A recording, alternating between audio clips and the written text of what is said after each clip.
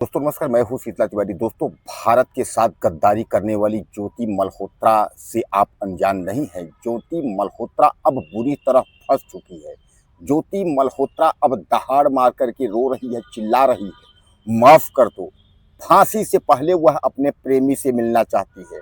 ज्योति मल्होत्रा अब बर्बाद हो चुकी है। ज्योति मल्होत्रा अब जो है मिट्टी में मिल चुकी है, क्योंकि उसने हमारे देश भारत के साथ जो है गद्दारी की है।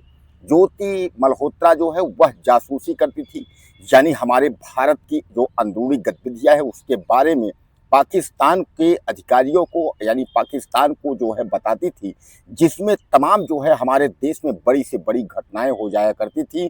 कुल मिलाकर के जो है आप समझ लीजिए कि ज्योति मल्होत्रा जो है अब बुरी तरह जो है फंस चुकी है, गिड़गिड़ा रही है। उसको यह पता है कि अब मैं बच नहीं पाऊंगी, इसीलिए जो है अब जब फांसी से पहले वह चिल्ला रही है कि हमको जो है माफ़ कर दो, गलती हो गई, हमें फांसी मत दो, मैं अपने फांसी से पहले मैं अपने प्रेमी से मिलना चाहती हूँ।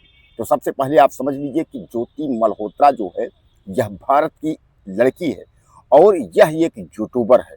यूट्यूबर के आड़ में यानी यूट्यूबर की दुनिया में कदम रखते हुए इसने धीरे धीरे करके जो है अपने पांव पसारे और यह जो है देश के साथ गद्दारी करना शुरू कर दी, यानी पाकिस्तान पहुंच गई।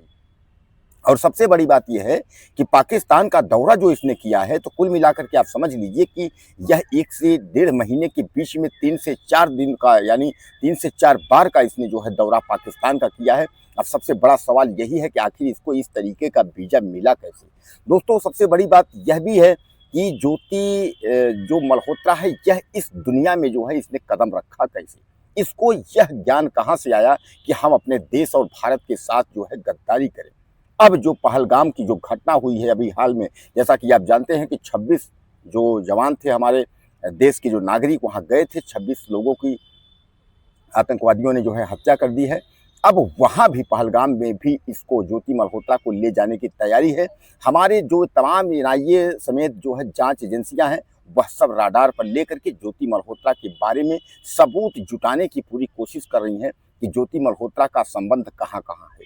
सबसे पहले शुरुआत इसने किया था तो इसने जो है दिल्ली जो पाक उच्चायोग है वहाँ पहुँच करके उसके बाद जो है वीज़ा संबंधित सारी जानकारी ली थी। और वहीं इसकी जो है उच्चायोग में एक दानिश नाम का व्यक्ति था जिससे इसका संपर्क हुआ था, और दानिश ने जो है 1-2 व्यक्तियों से संपर्क करवाया था जो पाकिस्तान के जो है अधिकारी हैं, जो जासूसी का कार्य करते हैं, उससे संपर्क करवाए थे। उसके बाद धीरे धीरे इसने जो है इसमें कदम रखा और यह जो है पूरी व्यवस्था जो इसको पाकिस्तान में रहने की जो है जो दानिश नाम का व्यक्ति था उसी ने ही करवाया था। यानी कुल मिलाकर के उसके बाद यह धीरे धीरे जो है दलदल में फंसती चली गई। चाहे यूँ कहिए आप फंसती चली गई, चाहे यूँ कहिए इसको जो है फंडिंग होता गया और ज़्यादा पैसे की लालच ने जो है आज इसने जो है देश को दांव पे लगा दिया और हमारे जो देश के नवयुवक जो जवान हैं सबको इसने जो है दांव पे लगा दिया। दोस्तों, सबसे बड़ा सवाल यह है कि ज्योति मल्होत्रा का फोटो अगर आप देखेंगे तो किसी हीरोइन से कम नहीं है। अयोध्या राम मंदिर से लेकर के देश के तमाम जो है जो धार्मिक आयोजन हैं वहाँ तक इसके फोटो आपको मिल जाएंगे। और तमाम यूट्यूबर के जरिए इसने बड़े बड़े लोगों के साथ भी अपने फोटो खिंचवाए हुए हैं।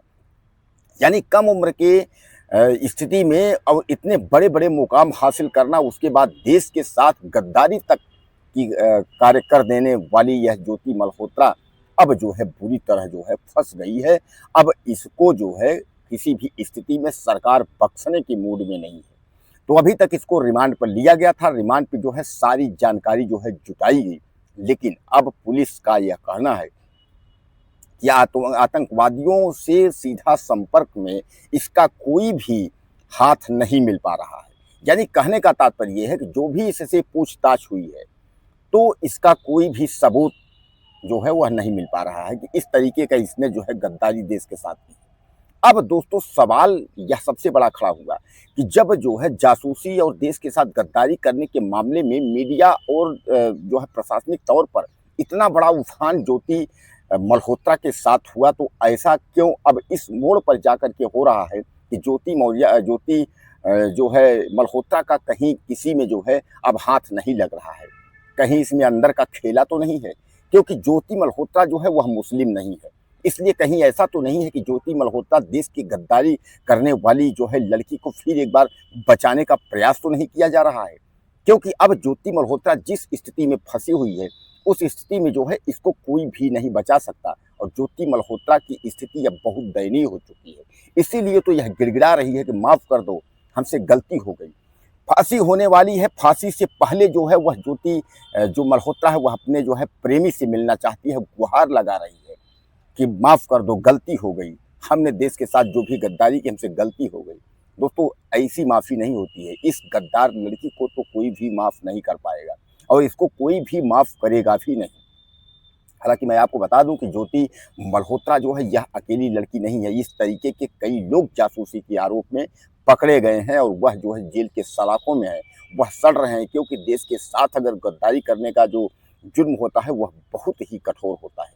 तो कहने का मतलब यह है कि ज्योति मल्होत्रा जो है वह एक बार फंस चुकी है और इसके जो डिटेल हैं उस डिटेल में ज़्यादातर पाकिस्तान के लोगों के नंबर और संपर्क में होने के नाते और पाकिस्तान जाना, वहाँ का वीडियो बनाना, वीडियो बना करके उसके बाद को सार्वजनिक करना और इस तरीके तमाम जो है देश के साथ अपने जासूसी संबंधित जो कार्य है ज्योति मल्होत्रा जो किया करती थी, उस मामले को लेकर के जो है सरकार ने जो है काफ़ी नाराज़गी भी जताई है और बहुत कड़े कदम जो है उठाए हैं। तो ज्योति मल्होत्रा की स्थिति जो है अब गिड़गिड़ाने लायक जो है सरकार ने बना दिया है। अब ज्योति मिश्रा जो है ज्योति मल्होत्रा परेशान हो गई है। ज्योति मल्होत्रा को यह लग रहा है अब कोई शक्ति हमें जो है नहीं बचा पाएगी। दोस्तों, आपको क्या लगता है इस गद्दार लड़की के साथ क्या होना चाहिए?